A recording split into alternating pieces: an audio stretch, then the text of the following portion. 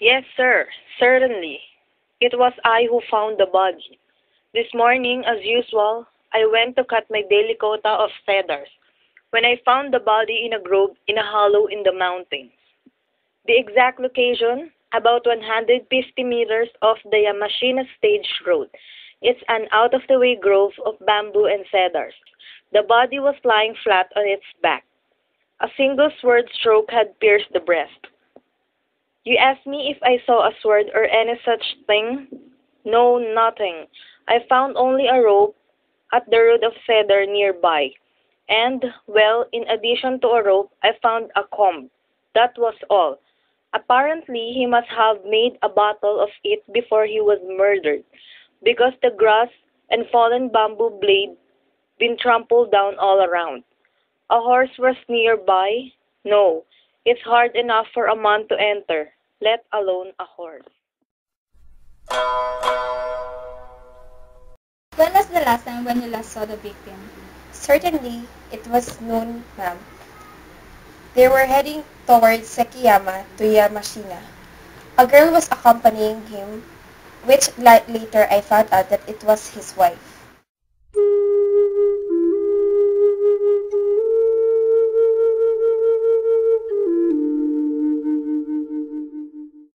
Please describe the victim. The man was armed with bow and arrow and a sword, and I noticed 20-odd arrows in his quiver.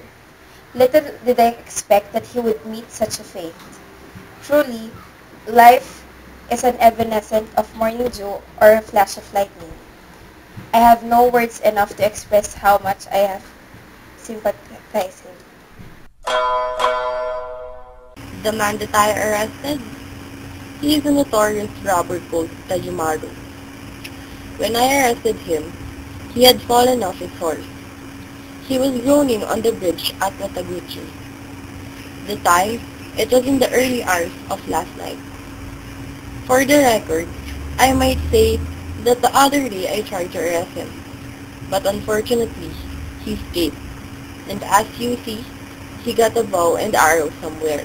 You say these bow and arrows look like the ones owned by the dead man? If that's so, then Tajumaru must be the murderer. Of all the robbers prowling around Kyoto, this Tajumaru has given the most gift to the woman in town. If he murdered the man, you cannot tell what he may have done with the man's wife. Madam, was the victim is your son-in-law? Yes, ma'am. That cub is the man who married my daughter. He does not come from Kyoto. His name was Kanazawa Takehiko, and his age was 26. He was of the great disposition, so I'm sure he did nothing to provoke the ugly of others. What about your daughter? My daughter, her name is Masago, and his age is 19. He is the friend from long ago, but I'm sure has never known any man except Takehiko. Yesterday, Takehiko left from Wakasa with my daughter. But bad luck it is that things should have come to sugar sudden. But what's become of my daughter? I'm resigned to give up my son-in-law as lost. But the pain of my daughter worried me sick. For her, I live, I can live. No town, no story. To find her, I should. I hate that robber, the smell, or whatever his name is. Not only my son-in-law, but my daughter.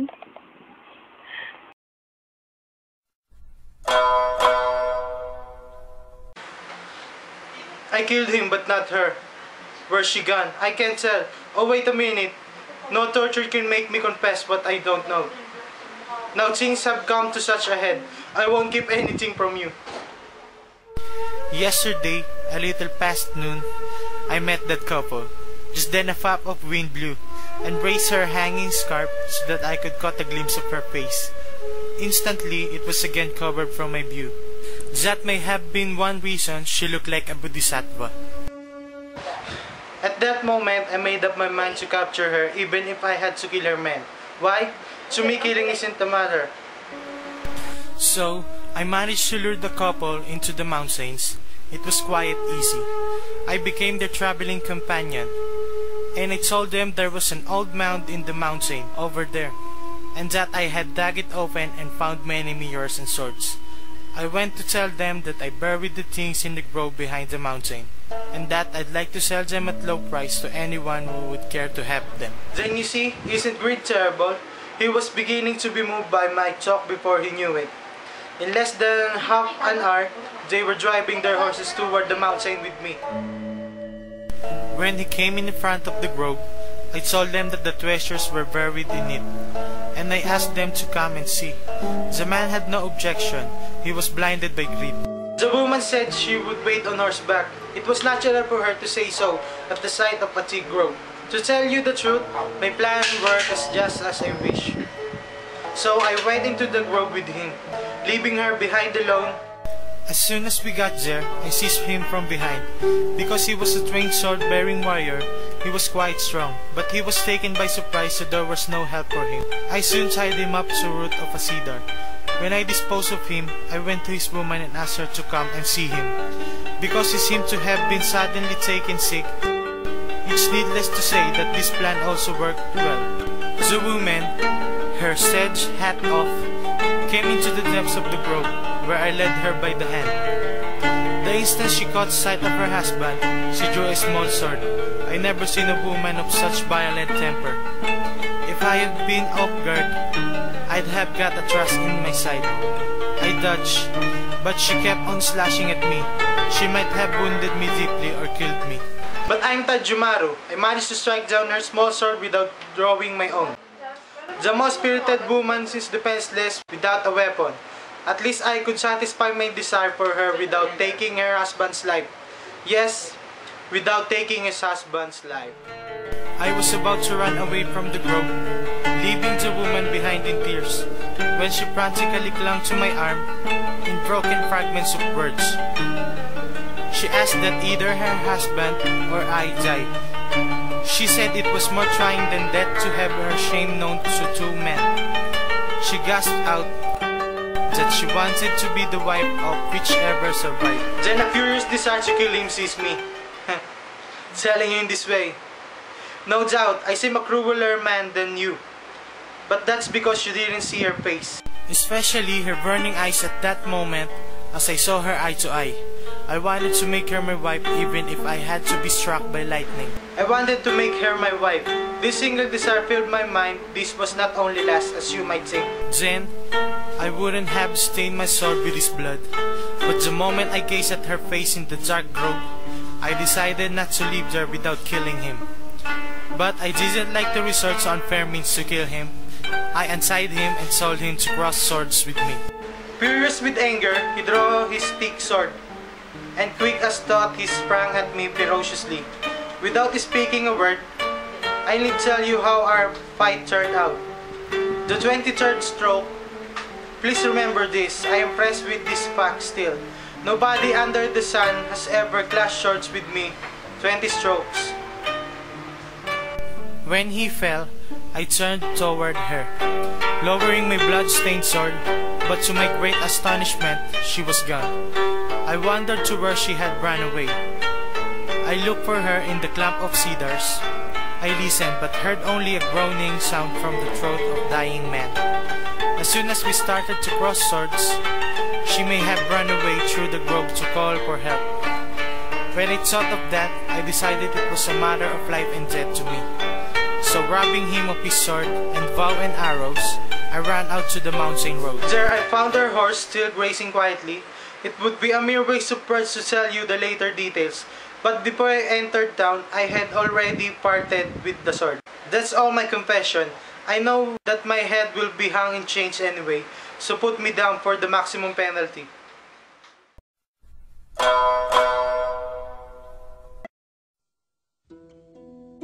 That man, after forcing me to yield to him, laughed mockingly as he looked at my bound husband. How horrified my husband must have been. But no matter how hard he struggled in agony, the rope cut into him all the more tightly. In spite of myself, I ran stabbingly toward his side, or rather I tried to run toward him, but the man instantly knocked me down. Just as that moment, I saw an indescribable light in my husband's eyes, something beyond his expression. His eyes makes me shudder even now. That instantaneous look of my husband, who couldn't speak a word, told me all his heart.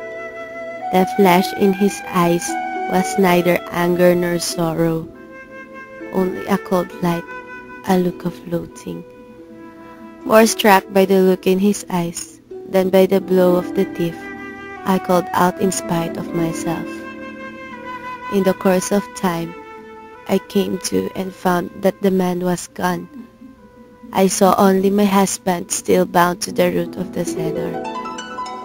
I raised myself from the bamboo blades with difficulty and looked into his face. But the expression in his eyes was just the same as before.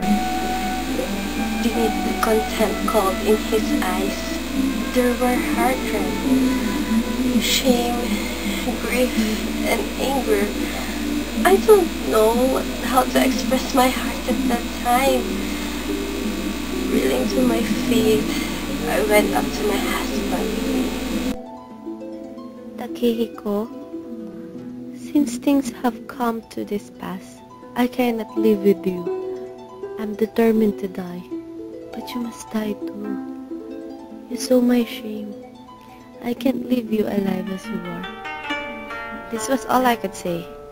Still, he went on gazing at me with loathing and contempt. My heart breaking, I looked for his sword. It must have been taken by the robber. Neither his sword nor his bow and arrows were to be seen in the grove, but fortunately, my small sword was lying at my feet. Once more, I said, "Now, give me your life. I follow you right away." When he heard these words, he moved his lips with difficulty. Since his mouth was stuffed with leaves, of course, his voice could not be heard at all. But at a glance, I understood his words. Despising me, his look said only, "Kill me." Neither conscious nor unconscious, I stabbed the small sword into his breast. And now, and what has become of me since I had no strength to tell you. Anyway, I hadn't the strength to die. I stabbed my own throat with the small sword. I threw myself into a pond at the foot of the mountain. And I tried to kill myself in many ways. Unable to end my life, I am still living in dishonor. Worthless as I am, I must have been forsaken even by the most merciful Kwannon. I killed my own husband. I was violated by the robber. can I do? Whatever can I